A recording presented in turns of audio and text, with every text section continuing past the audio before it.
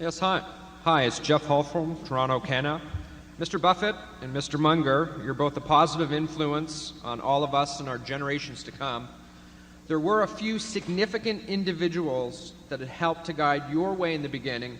Could you please share the current percentage of impact and evolution on your investment philosophy and approach between Graham and Dodds versus Philip Fisher, and comment on each, please? Charlie, you want to, if you got it worked out there, well, Warren, you want that to tenths of a percent or hundredths of a percent? What? You were closer to Ben Graham. Yeah, well, Ben, things would have happened, good things would have happened with following either party irrespective of the other. Graham obviously had way more influence on me than Phil. I worked for Ben. I went to school under him. And his, what I call the three basic ideas that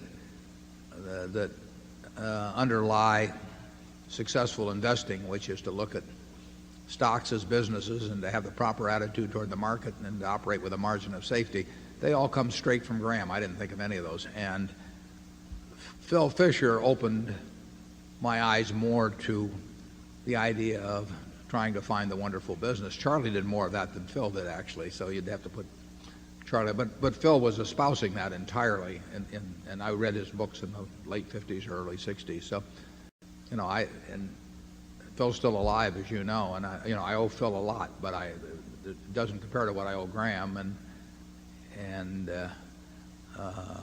that in no way reflects poorly on Phil. Ben was one of a kind.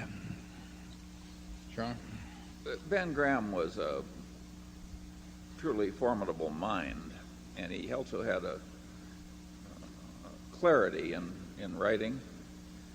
And we've talked over and over again about the power of a few simple ideas thoroughly assimilated, and that happened with Graham's ideas, which came to me indirectly through Warren, but also some directly from Graham. The interesting thing for me is to watch Buffett, the former protege. And by the way, Buffett was the best student Graham had in 30 years of teaching at Columbia. And but what happened, and since I knew both men, was that Buffett became way better than Graham. That is a natural outcome. It's what Newton said. He said, if I've seen a little farther than other men, it's by standing on the shoulder of giants.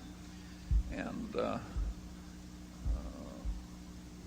so Warren may have stood on Ben's shoulders, but he ended up seeing farther. And no doubt somebody will come along in due course and do a lot better than we have. I enjoyed making money more than Ben. I mean, candidly, with Ben, it really was incidental. At least by the time I knew him, it may have been different when he was younger, but it just didn't. The process didn't. The whole game did not interest him more than a dozen other things may have interested him. With me, I just find it interesting, and therefore, I've spent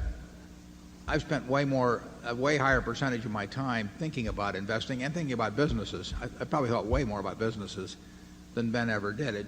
He had other things that interested him. So I've pursued the game quite a bit differently than he did, and therefore measuring the record is really, the two records are not. It's not a proper measurement. I mean, he was doing victory laps while I still thought I was out there running against the whole field.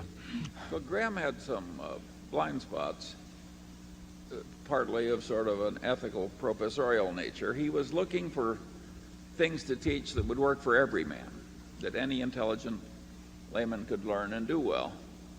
Well, if that's the limitation of what you're looking for, there'll be a lot of reality you won't go into because it's too hard to figure out and too hard to explain. Buffett, if there was money in it, had no such restriction. Yeah, Ben sort of thought it was cheating if we went out and talked to the management, because he just felt that the person who read his book, living in Pocatello, Idaho, could not go out and meet the management. So he didn't, and we didn't do it. I mean, when I worked for Graham Newman, I don't think I ever visited a management in the 21 months I was there. He wasn't sure whether it'd be useful anyway. But if it was be useful, that meant that his book was not all that was needed, that you had to add something to it. I found it fun to go out and talk about their businesses with people, or to check with competitors or suppliers or customers and all that. But Ben didn't think there was anything wrong with that. He just felt that if he had to do that, then his book was not the complete answer. And he didn't really want to do anything that the reader of his book couldn't do if he was on a desert island, basically with just one line to a broker. But if you stop to think about it, Graham was trying to play the game of Ken the donkey wearing very dark glasses, and Warren, of course, would use the biggest searchlight he could find. We still can't find any donkeys these days. Okay, Area 1.